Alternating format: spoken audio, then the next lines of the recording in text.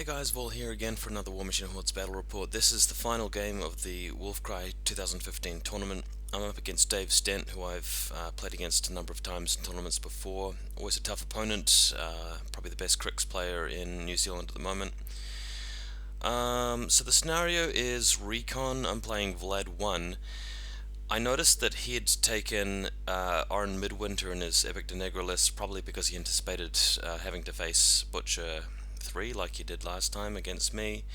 Also noticed that his his other list featuring Lich 3 had a fair amount more infantry, and with Vlad1 I've really geared as an anti-Crix caster.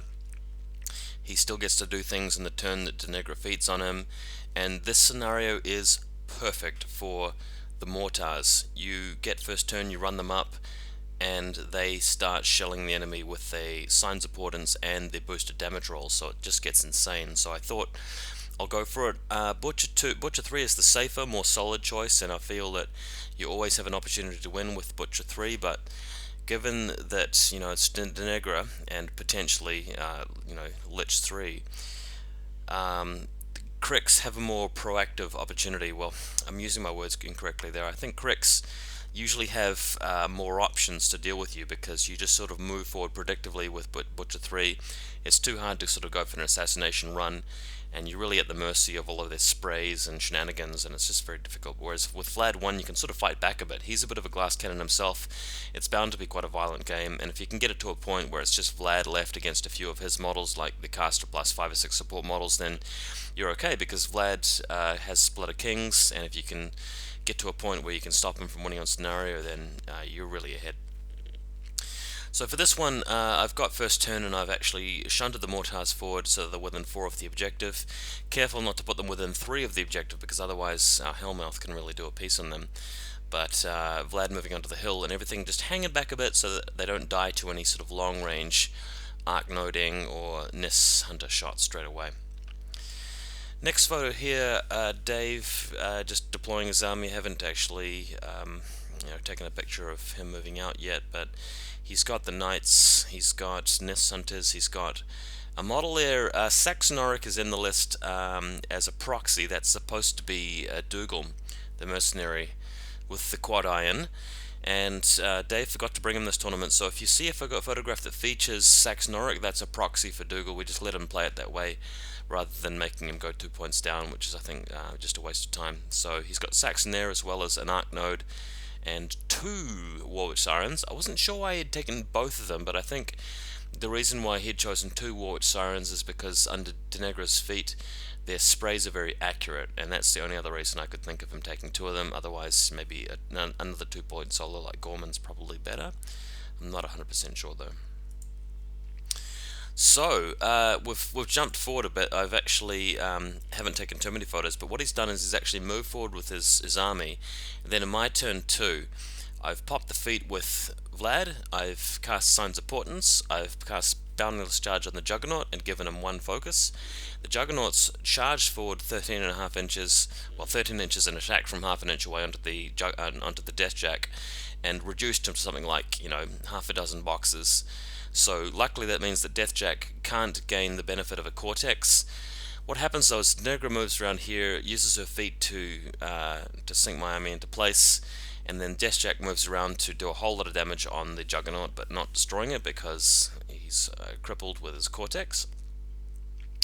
In the background you can see there's been some fighting involving my Outriders and his Bane Knights, but I didn't actually kill them. I reduced one of them to 1 box left, but my damage rolls were sort of sub-half, so I couldn't really get enough done there. And I've moved my Iron Fangs up and used the feet with them, but it's very easy for him to kill them now, because he's cast Curse of Shadows, and the feet allows him to just shoot them with anything he's got, the Nis Hunters, Dougal, and it actually wiped most of them out, so that's unfortunate.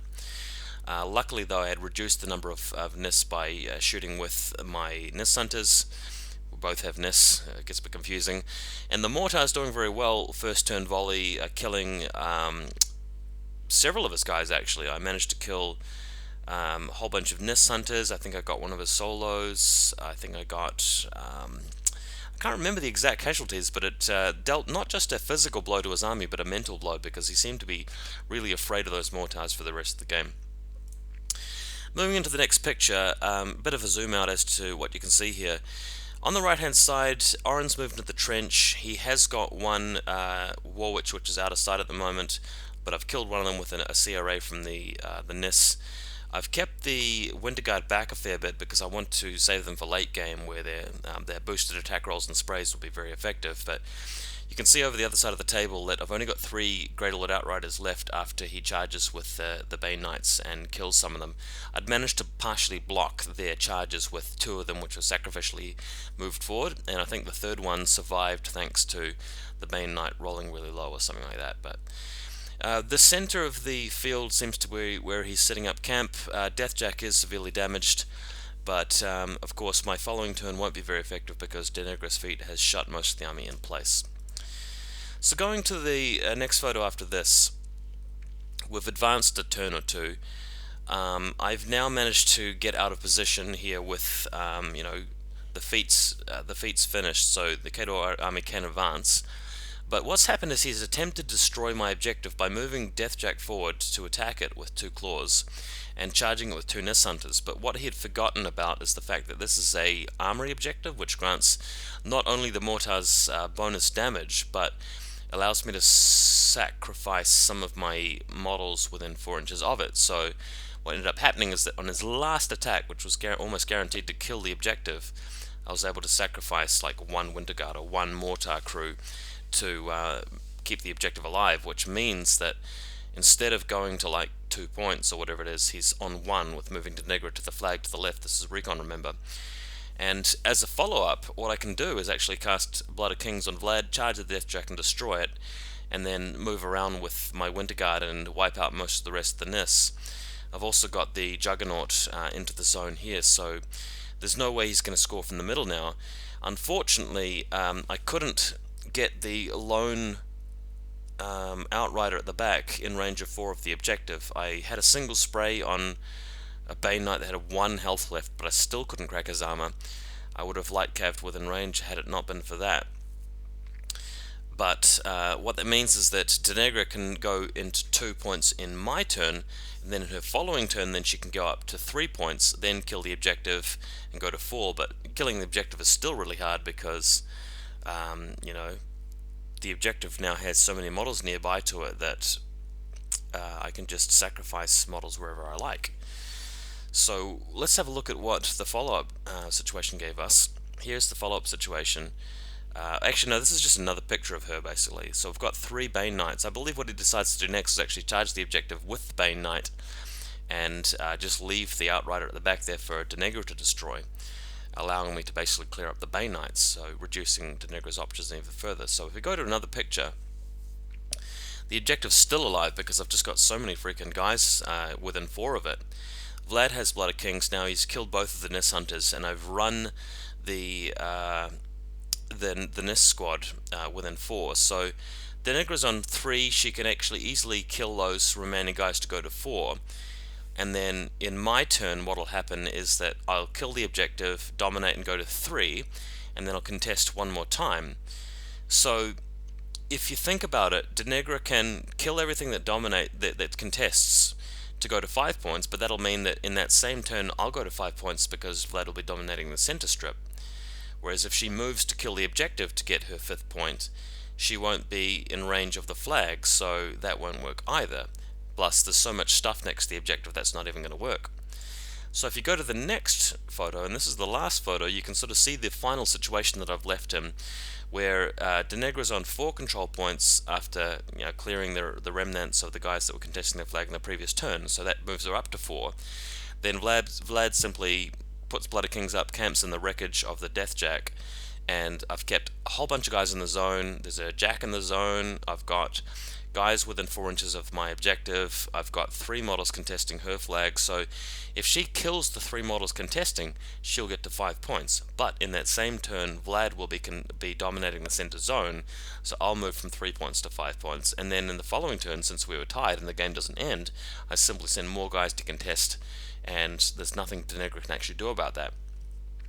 If you look at this photo, it would be possible for him to win, I think, if he was to kill the objective and the 3 guys left, because that technically means he goes to 6 and then I go to 5. I'm not really sure how Steamroller manages that, but that's all I could really think of. But of course, anything that allows Deneghra to kill my objective puts her too far away from the flag, and there's no way that she can kill the objective and the 3 guys contesting her flag at the same time, because there's so much that I can just remove to keep the objective alive. So ended up being a game that I won quite handily at the end, but it looked pretty shaky during the middle because it seemed like he was getting a lot done, and it looked like Deneghra was just going to be able to hang out on that flag for as long as she wanted, and it did look like he was going to be able to take down the objective a bit earlier, but thanks to that asset protection rule, or whatever it's called, the objective was fine, so I managed to beat Deneghra for the tournament victory.